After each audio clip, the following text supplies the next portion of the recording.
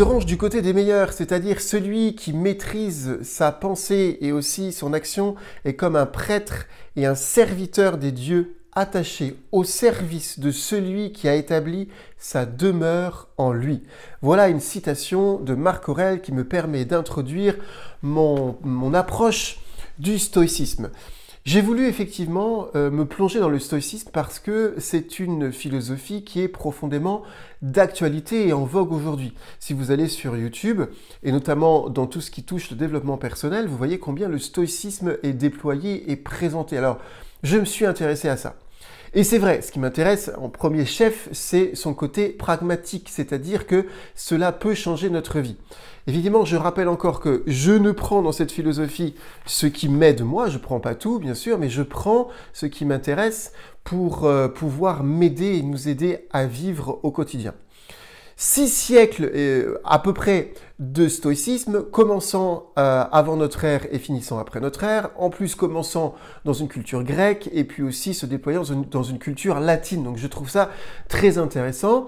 Et puis avec, comme je le disais, ce côté comment est-ce que je peux transformer mon quotidien. Épictète, sortant de l'esclavage, Marc Aurèle, empereur. Là aussi, intéressant, une philosophie qui est capable d'impacter différentes couches de la société et différentes personnes qui veulent juste penser sur leur propre vie. Je m'attarde aujourd'hui sur un point fondamental que vous connaissez déjà et qui peut transformer chacune de nos journées et les rendre plus paisibles. Épictète nous invite à distinguer ce qui ne dépend pas de nous de ce qui dépend de nous. Effectivement, lorsque je distingue ce qui ne dépend pas de moi, je suis capable alors d'éviter de mettre trop d'affect, trop d'émotions et trop d'énergie parce que de toute manière, ça ne dépend pas de moi. En revanche, ce qui dépend de moi, alors là, je suis invité à mettre de l'énergie pour pouvoir le changer. Et la première chose qui dépend de moi, dit Épictète, c'est, je cite, « Ce ne sont pas les choses elles-mêmes qui nous gênent, mais l'idée que nous nous faisons des choses. » Aujourd'hui, c'est ce que, dans notre langage contemporain, nous appellerions simplement les perceptions.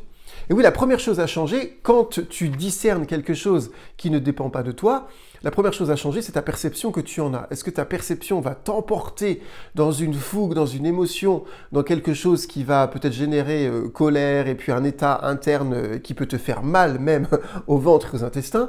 Ou est-ce qu'au contraire, parce que tu discernes que tu ne peux rien changer, tu ne mets pas trop d'énergie ni même d'émotion et tu restes stoïque? Je vous donne un exemple. Je suis en région parisienne et c'est un endroit où il peut y avoir de temps en temps des bouchons. J'ai un bouchon qui pointe et puis je suis en retard. Il pourrait se faire si je me laisse emporter par ma nature, c'est que je commence à m'énerver et que je peste dans ma voiture.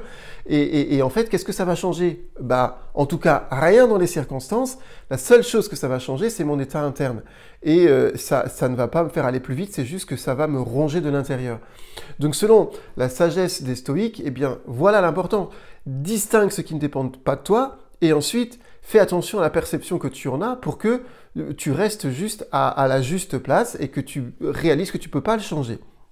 En revanche, quand tu pourras changer quelque chose, mets-y de l'énergie, mets-y aussi toute ta vie pour pouvoir conformer ta vie à ta sagesse. Voilà ce que je voulais partager avec vous, ce qui moi me passionne, en tout cas dans cette philosophie que je découvre, et en espérant que nous ayons cette sagesse pour nous ranger du côté des meilleurs et puis honorer celui qui a établi sa demeure en nous.